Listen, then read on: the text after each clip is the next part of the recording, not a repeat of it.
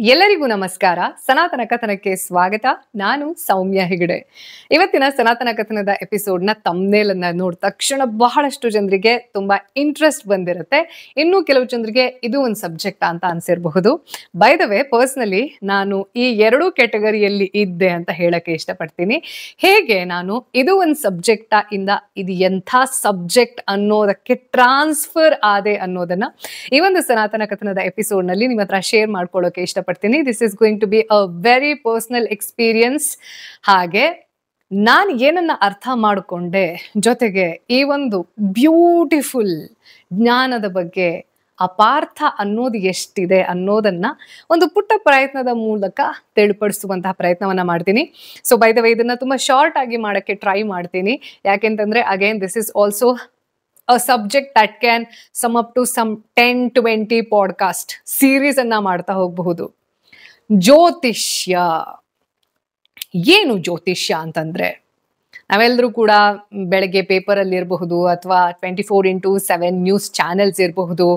ಯಾರೋ ಒಬ್ರು ಗುರೂಜಿ ಬರ್ತಾರೆ, ಸ್ವಾಮೀಜಿ ಬರ್ತಾರೆ, ದಿನ ಭವಿಷ್ಯ ಅಂತ ಹೇಳ್ತಾರೆ. ಆಮೇಲೆ ಅದನ್ನ ಮಂತ್ಲಿ ವೈಸ್ ಹೇಳೋರು ಇನ್ನೊಂದಷ್ಟು ಜನ, ವರ್ಷಕ್ಕೆ ಪ್ರತಿ ವರ್ಷ ಅಂದ್ರೆ ಈಗೇನು ಇಯರ್ ಎಂಡ್ ಆಗುತ್ತೆ, ಆ ಇಯರ್ ಎಂಡ್ ಆದ ತಕ್ಷಣ ಹೊಸ ವರ್ಷದ ಭವಿಷ್ಯ ಅಂತ ಕೆಲವೊಂದಷ್ಟು ನೋಡ್ತಾ ಹೋಗ್ತೀರಾ ನೀವು.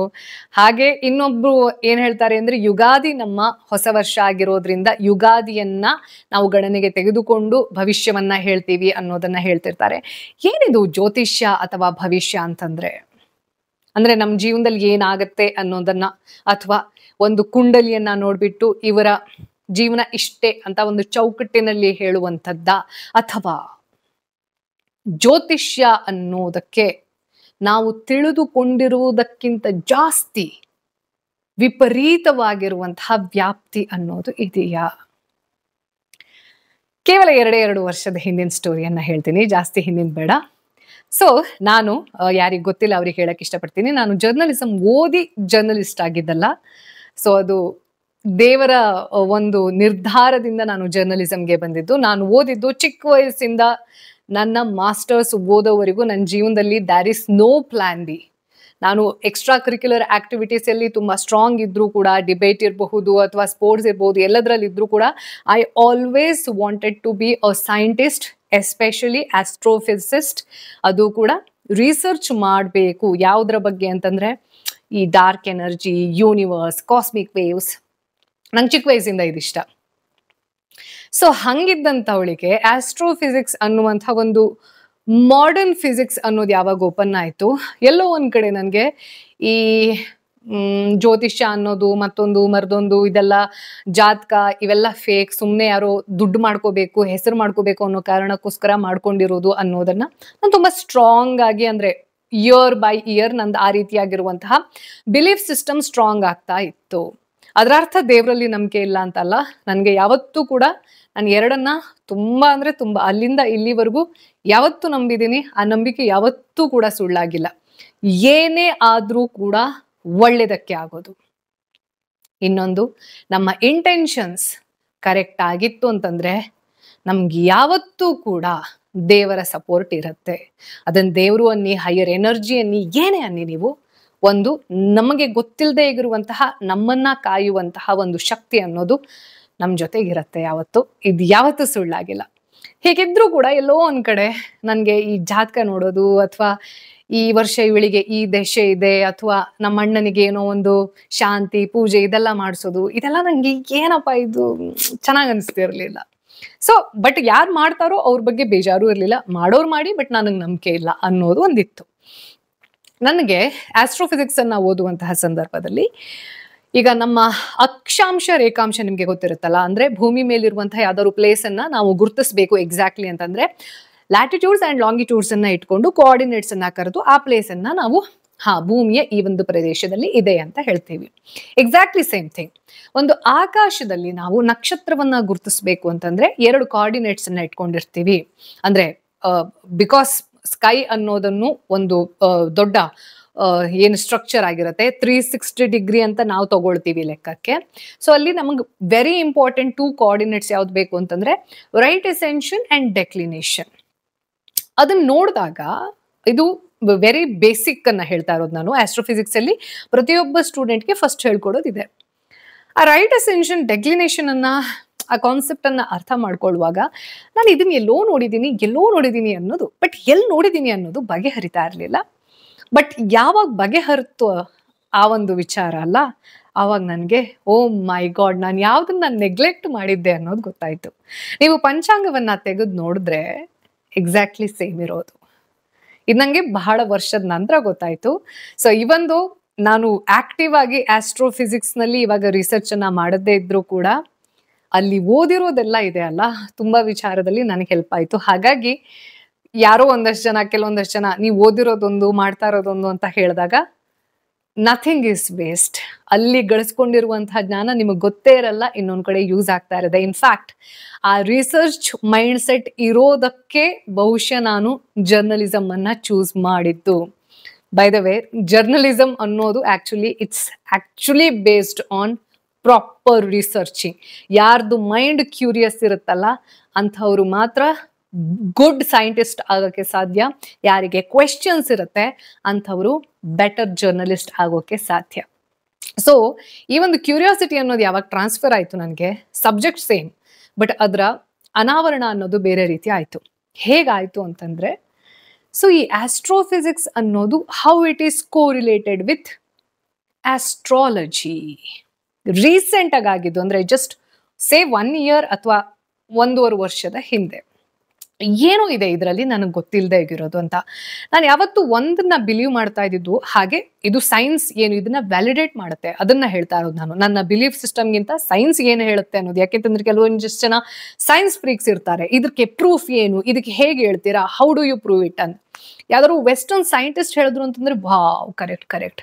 ಅದೇ ನಮ್ಮ ಇಂಡಿಯಾದ ಒಬ್ಬ ಋಷಿ ಅದನ್ನ ಹೇಳ್ದಂದ್ರೆ ಇದಕ್ಕೇನ್ ಪ್ರೂಫ್ ಅನ್ನೋದನ್ನ ಕೇಳ್ತಾರೆ. I don't know why this is slave mentality. So ಆ ಸೈನ್ಸ್ ಅನ್ನೇ ಒಂದ್ಸತಿ ಹೇಳ್ತೀನಿ. ಇದೆಲ್ಲ ಇಂಟರ್ ಕನೆಕ್ಟೆಡ್, ಯಾವುದೂ ಕೂಡ ನಾನು ನಿಮ್ಗೆ ಸಂಬಂಧ ಇಲ್ದಾಗಿರೋದ ಹೇಳೋದೇ ಇಲ್ಲ.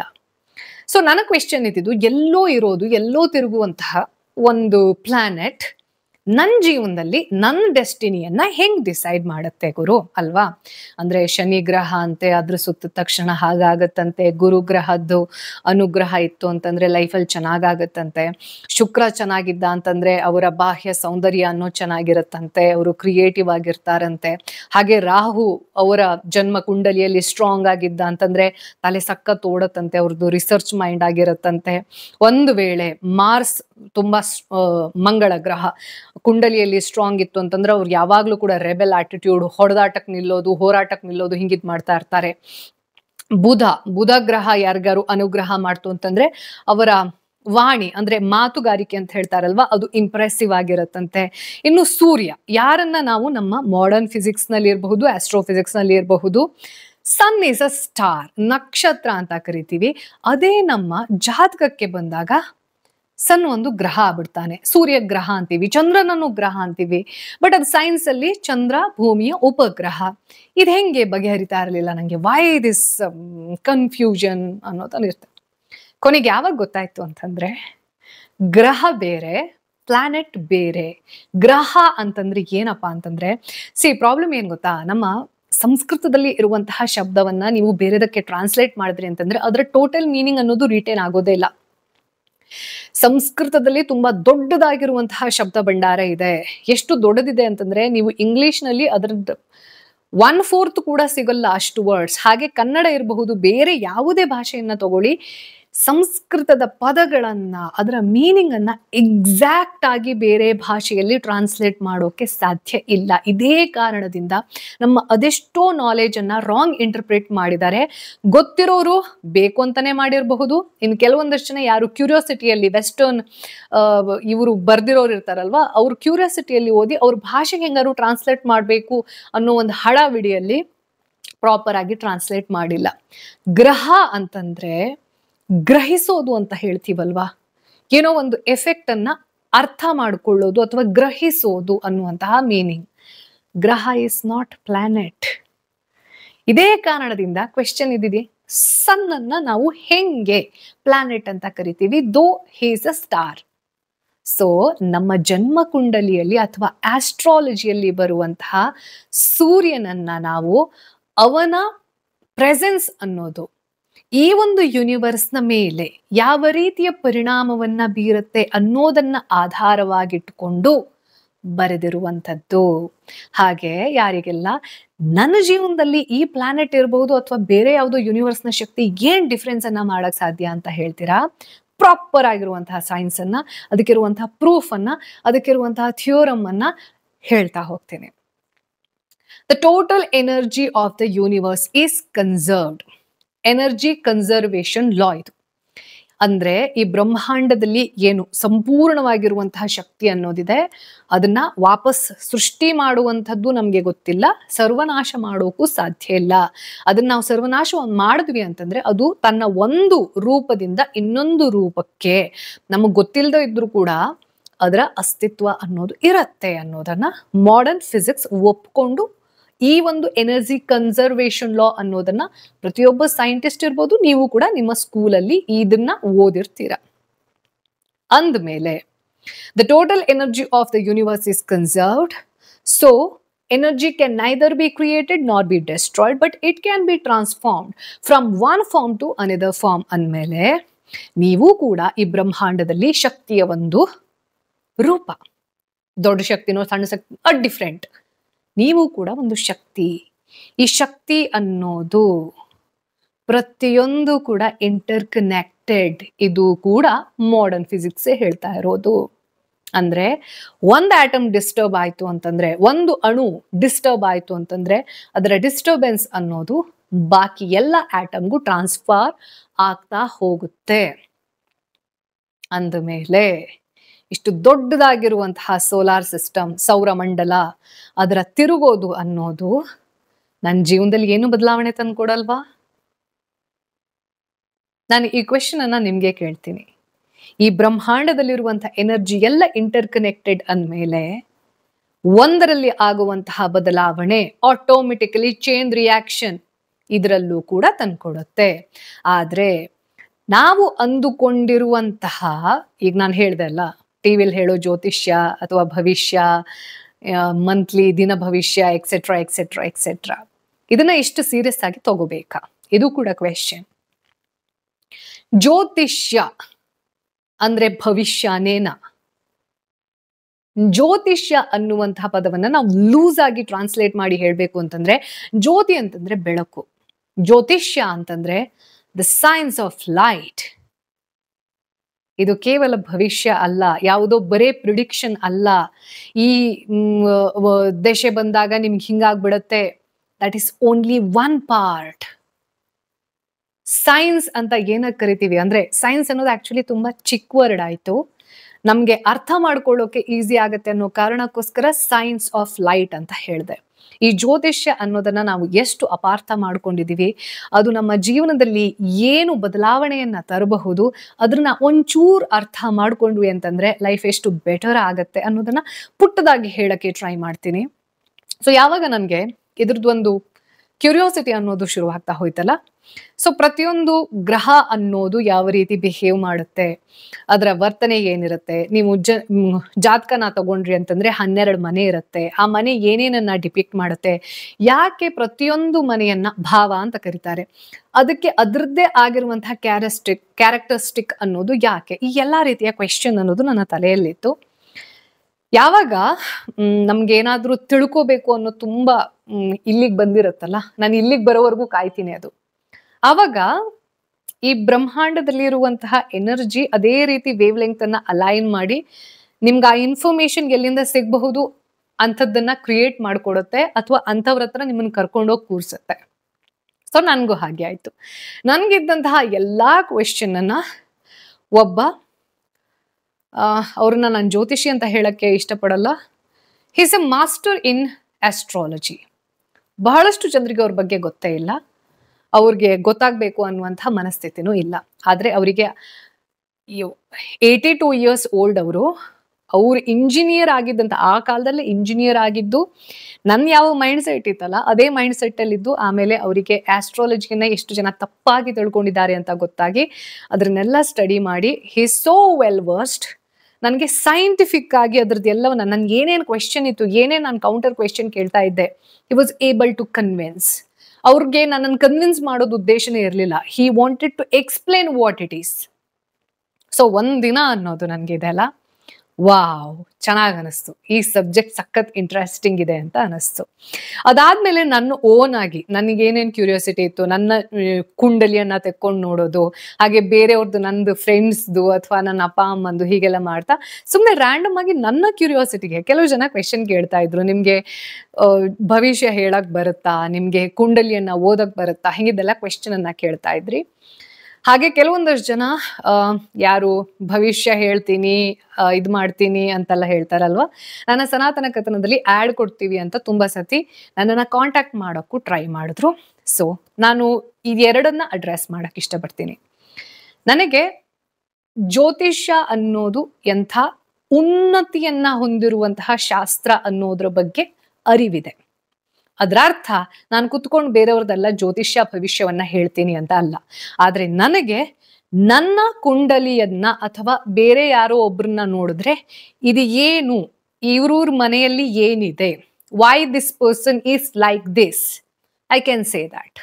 ಆದ್ರೆ ನಾನು ಇದನ್ನ ಯಾವುದೇ ರೀತಿಯಾಗಿರುವಂತಹ ವ್ಯಾಲಿಡೇಷನ್ಗೋಸ್ಕರ ಇದಕ್ಕೋಸ್ಕರ ಮಾಡಲ್ಲ. ನನ್ನ ಕ್ಯೂರಿಯಾಸಿಟಿಯನ್ನ ಸರ್ವ್ ಮಾಡಬೇಕು ಅನ್ನೋ ಕಾರಣಕ್ಕೋಸ್ಕರ ಇಷ್ಟು ಅಷ್ಟೇ.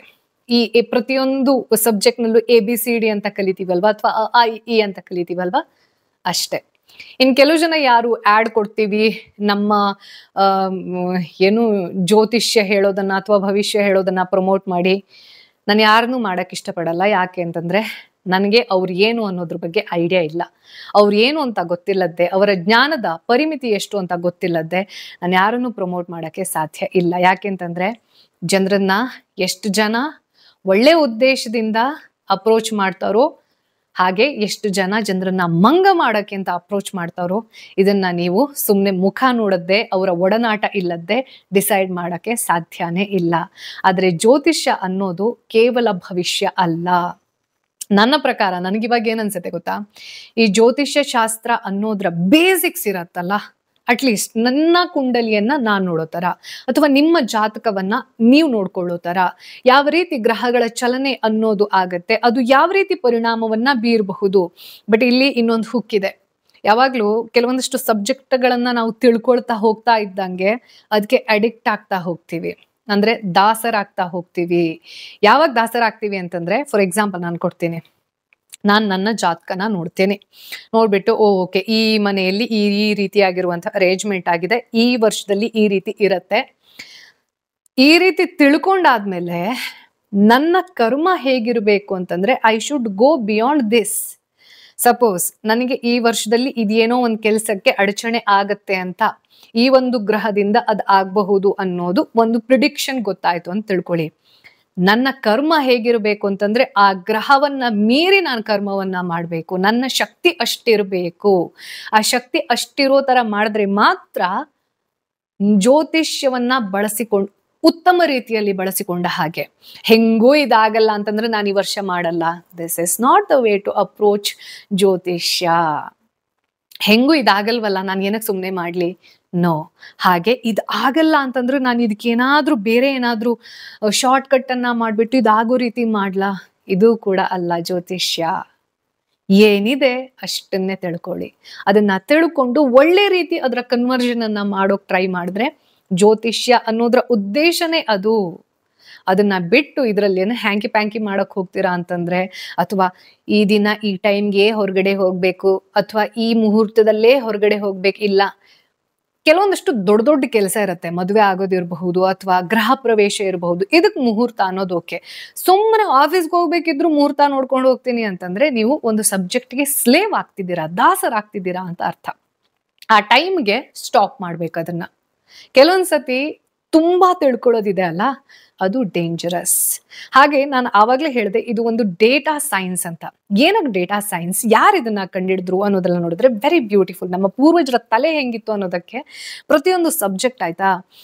ಈ ಜ್ಯೋತಿಷ್ಯ ಶಾಸ್ತ್ರ ಅನ್ನೋದು ನಮ್ಮ ವೇದಗಳ ನಾಲೆಜ್ ಅನ್ನ ಹೀರ್ಕೊಂಡು, ಜೊತೆಗೆ ಅದೆಷ್ಟೋ ಸಹಸ್ರಾರು ವರ್ಷಗಳ ಕಾಲ ಯಾವ ರೀತಿ ಈ ಒಂದು ಸೌರಮಂಡಲ ಅನ್ನೋದು ಅರೇಂಜ್ಮೆಂಟ್ ಇರತ್ತಲ್ಲ, ಅದನ್ನ ಲೆಕ್ಕದಲ್ಲಿ ಇಟ್ಕೊಂಡು ಆ ಪರ್ಟಿಕ್ಯುಲರ್ ಅರೇಂಜ್ಮೆಂಟ್ನಲ್ಲಿ ಯಾವ್ಯಾವ ವ್ಯಕ್ತಿಗಳು ಹುಟ್ಟುತ್ತಾರೆ, ಅವರ ಗುಣ ಸ್ವಭಾವ ಹೇಗಿರುತ್ತೆ, ಅವರ ಕರ್ಮಗಳು ಹೇಗಿರುತ್ತೆ, ಅವರ ರೀತಿ ನೀತಿ ಹೇಗಿರುತ್ತೆ, ಇದೆಲ್ಲದನ್ನ ಒಂದು ಪ್ಯಾಟರ್ನ್ ಅನ್ನ ಸ್ಟಡಿ ಮಾಡಿ ಅದನ್ನ ಡಾಕ್ಯುಮೆಂಟ್ ಮಾಡಿಟ್ಟಿರೋದು. ಇದ್ಯಾವುದು ಕೂಡ ಎರಡನೇ ಮನೆಯಲ್ಲಿ ಸೂರ್ಯ ಇದ್ರೆ ಹಾಗಾಗತ್ತೆ, ಏಳನೇ ಮನೆಯಲ್ಲಿ ಮಂಗಳನ್ ಜೊತೆ ಇನ್ನೊಬ್ರು ಕುತ್ಕೊಂಡ್ರು ಅಂತಂದ್ರೆ ಅಲ್ಲಿ ಪ್ರಾಬ್ಲಮ್ ಆಗತ್ತೆ, ಕುಜದೋಷ ಆಗತ್ತೆ. ಇದ್ಯಾವುದು ಕೂಡ ಸುಮ್ಮನೆ ರ್ಯಾಂಡಮ್ ಆಗಿ ಯಾರೋ ಮಾಡಿದ್ದಲ್ಲ. ಇದೆಲ್ಲದನ್ನ ಪ್ಯಾಟರ್ನ್ ಅನ್ನ ಒಬ್ಸರ್ವ್ ಮಾಡಿದ್ದಾರೆ. 2 ದಿನ ಅಲ್ಲ, ಅದೆಷ್ಟೋ ಸಹಸ್ರ ವರ್ಷಗಳ ಕಾಲ ಈ ಪ್ಯಾಟರ್ನ್ ಎಲ್ಲವನ್ನ ತಿಳ್ಕೊಂಡು ಈ ಪ್ರಿಡಿಕ್ಷನ್ಸ್ ಸಾಧ್ಯತೆ ಇದೆ, ಈ ಅರೇಂಜ್ಮೆಂಟ್ ಇದ್ದಾಗ ಈ ಸಂದರ್ಭದಲ್ಲಿ ಹುಟ್ಟಿರುವಂತಹ ವ್ಯಕ್ತಿ, ಅದರಲ್ಲೂ ಕೂಡ ಸಮಯ ಅನ್ನೋದು, ಒಬ್ಬ ವ್ಯಕ್ತಿ ಹುಟ್ಟಿರುವ ಸಮಯ ಹಾಗೂ ಹುಟ್ಟಿರುವ ಸ್ಥಳ, ಇದು ವೆರಿ ಇಂಪಾರ್ಟೆಂಟ್ ಕುಂಡಲಿಯಲ್ಲಿ. ಅದೇ ಡಿಸೈಡ್ ಮಾಡೋದೆಲ್ಲವನ್ನ. ಆಮೇಲೆ ಅದ್ರಲ್ಲಿ ಬೇರೆ ಬೇರೆ ರೀತಿಯಾಗಿರುವಂಥದ್ದು ಬರುತ್ತೆ. ಲಗ್ನ ಕುಂಡಲಿ ಬೇರೆ, ನವಾಂಶ ಬೇರೆ, D9 ಅಂತ ಹೇಳ್ತಾರೆ. ಸೊ ಇದೆಲ್ಲವೂ ಕೂಡ ಹೇಗೆ ಅಂತಂದ್ರೆ ಇದರ ಅಡ್ವಾನ್ಸ್ಡ್ ಹೈಯರ್ ಸ್ಟಡೀಸ್ ಅಂತ ಹೇಳ್ತೀವಲ್ವ, ಆ ರೀತಿ ಹೋಗುತ್ತೆ. ಬಟ್ ನನ್ಗೇನ್ ಅನ್ಸುತ್ತೆ ಅಂತಂದ್ರೆ ಬೇಸಿಕ್ ಆಗಿ ಜ್ಯೋತಿಷ್ಯ ಅನ್ನೋದನ್ನ ಬೇರೆಯವ್ರು ಯಾರಾದ್ರೂ ನಮ್ಮನ್ನ ಮಂಗ ಮಾಡಬಾರ್ದು. ನೋಡಿ, ನಿಮ್ ಇದ್ರಲ್ಲಿ ಹಂಗಿದೆ, ನೀವ್ ಹಿಂಗ್ ಮಾಡಿಲ್ಲ ಅಂತಂದ್ರೆ ಇದಾಗಲ್ಲ. ಮಂಗ ಮಾಡುವಷ್ಟರ ಮಟ್ಟಿಗೆ ನಾವು ಅಜ್ಞಾನಿಗಳಾಗಿ ಇರಬಾರದು. ಒಂದು ಬೇಸಿಕ್ ಜ್ಯೋತಿಷ್ಯ, at the same time basic Ayurveda ಅನ್ನೋದು ಪ್ರತಿಯೊಬ್ಬ ವ್ಯಕ್ತಿಗೂ ಗೊತ್ತಿರಬೇಕು. ಅಂದ್ರೆ ಕಾಮನ್ ಸೆನ್ಸ್ ಅದು ಗೊತ್ತಿಲ್ಲ ಅಂತಂದ್ರೆ ಸುಮ್ಮನೆ ನಮ್ಮನ್ನ ಮಂಗ ಮಾಡಿ, ಅದ್ ಮಾಡಿ, ಇದು ಮಾಡಿ, ಮತ್ತೊಂದು ಮಾಡಿ, ನಿಮ್ಗೆ ಆ ದೋಷ ಇದೆ, ಮತ್ತೊಂದು ದೋಷ ಇದೆ ಅಂತ ಸುಮ್ಮನೆ ಅವ್ರವ್ರದ್ದು ಬೇಳೆ ಬೇಯಿಸ್ಕೊಳ್ಳೋಕ್ಕಿಂತ ತುಂಬಾ ಜನ ಈ ಜ್ಯೋತಿಷ್ಯ ಶಾಸ್ತ್ರವನ್ನ ಅಡ ಇಟ್ಟು ಕೆಲಸ ಮಾಡೋರು ಇರ್ತಾರೆ. ಸೊ ಹಂಗಿದ್ದವ್ರಿಗೆ ನಾವು ಬಲಿ ಆಗ್ಬಾರ್ದು. ಜೊತೆಗೆ ಈ ಒಂದು ಶಾಸ್ತ್ರ ಅನ್ನೋದಿದೆ ಅಲ್ಲ, ದಿಸ್ ಇಸ್ ವೆರಿ ಸೀಕ್ರೆಟ್.